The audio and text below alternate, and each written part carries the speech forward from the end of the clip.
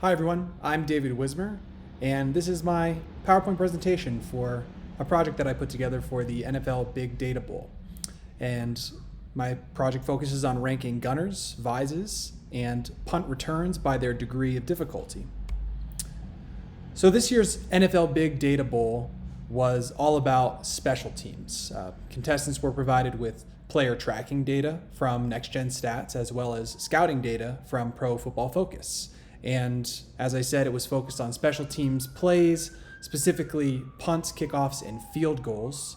And the goal of the NFL Big Data Bowl this year is to derive actionable insights from this tracking data. So this might be generating some new special teams metric, or quantifying special teams strategies, or ranking special teams players in some way.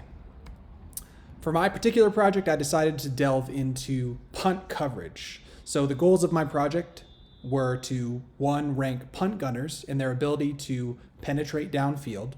2, to rank the Vises, this is the player playing opposite the punt gunner, in their ability to prevent gunners from getting downfield in punt coverage. And then finally, I wanted to create a metric where I could compare punt returns based on their degree of difficulty.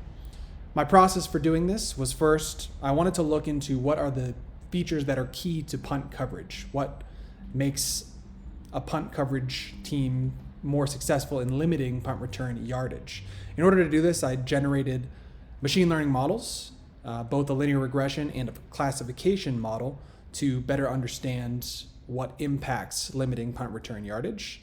And from this, I was able to figure out the key features and then calculate those for qualifying punt plays and punt play punt coverage players, to aggregate these and rank players and punt returns. So here are some of the punt coverage features that I explored. Hang time was provided in the data, as well as kick direction. So this was like left, center, or right, and I one-hot encoded this so that 0 represented a center kick and 1 represented a kick to the left or right. Then there's kick team position and receiving team position. For these, I was calculating the x-axis position of the entire team. So the kicking team on average and the receiving team on average. The theory here was that if the kicking team could on average get further downfield, that would limit return yardage, so being negatively correlated with punt return yardage.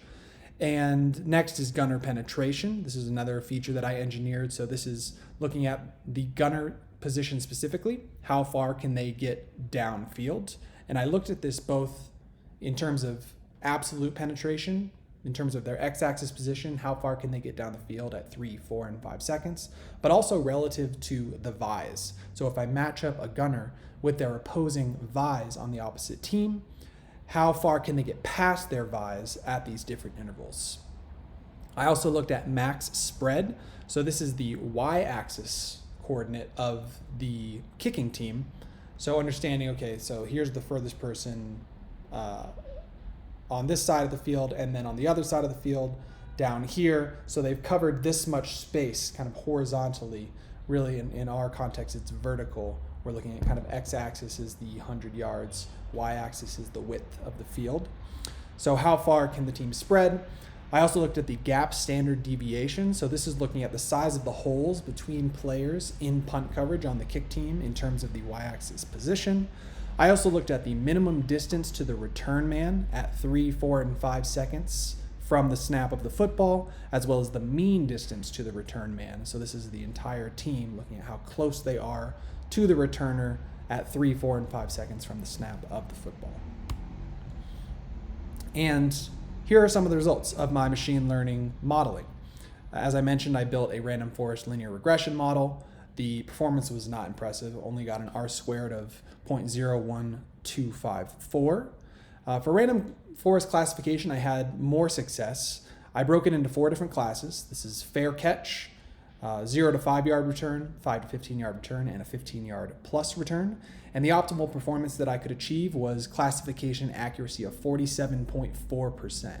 And as we'll see here in a moment, it's obviously better at predicting when a fair catch will happen or when a return will be more than 15 yards. It's good at predicting the extremes.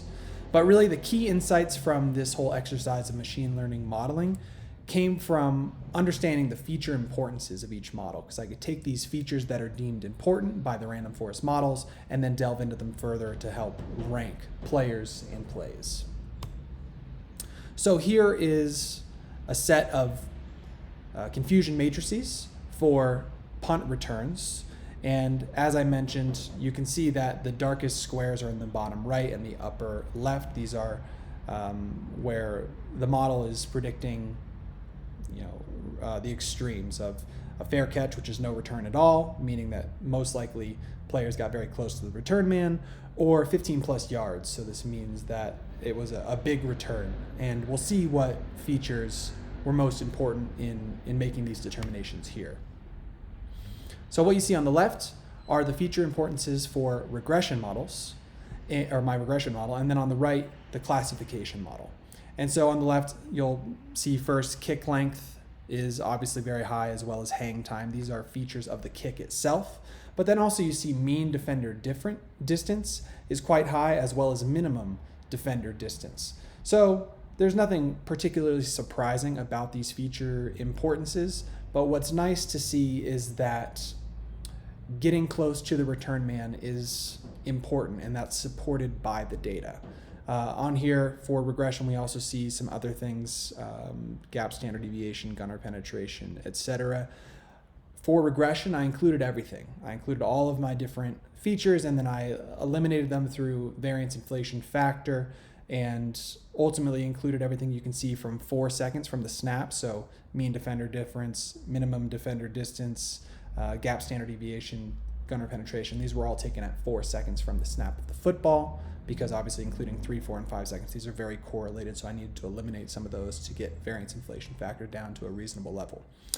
On the right, however, for classification, what I actually did was include every single feature that I had engineered or been provided. And so this includes each of these calculated features at 3, 4, and 5 seconds from the football. I then did sequential forward and sequential backward feature selection, and this brought me to a final list of features here.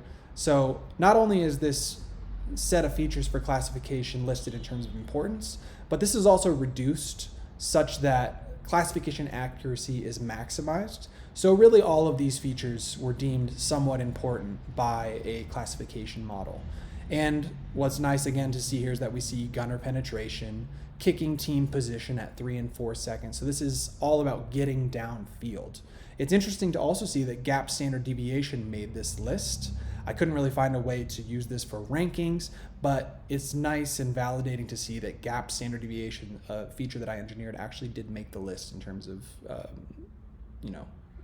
optimizing classification of punt return yardage. So what I did with this data. First, I ranked gunners and vises.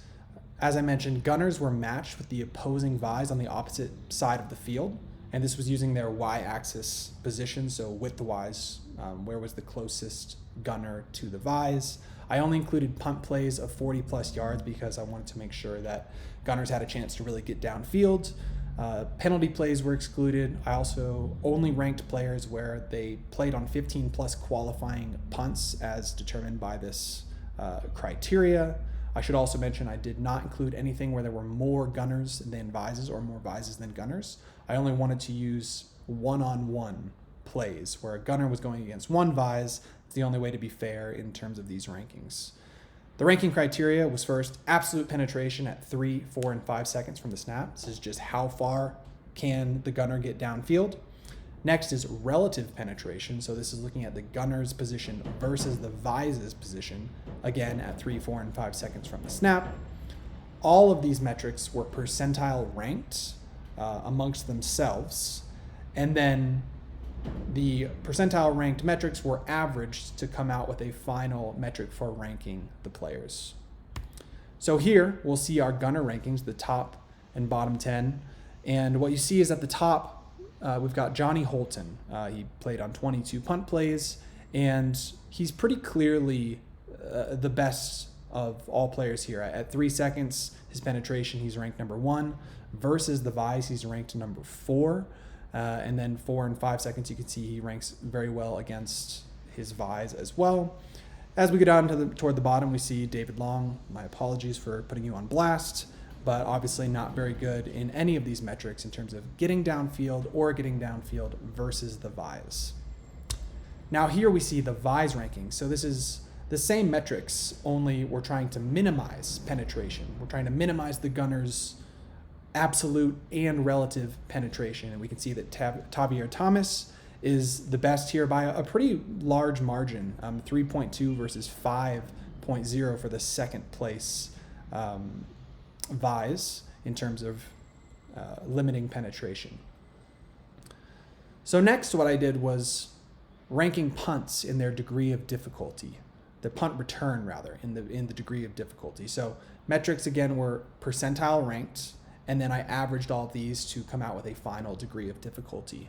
One thing I'll note here is that defender proximity, one of the ranking criteria, it's actually highest when the returner is tackled, which makes sense because defenders are getting close to the returner enough to be able to tackle him.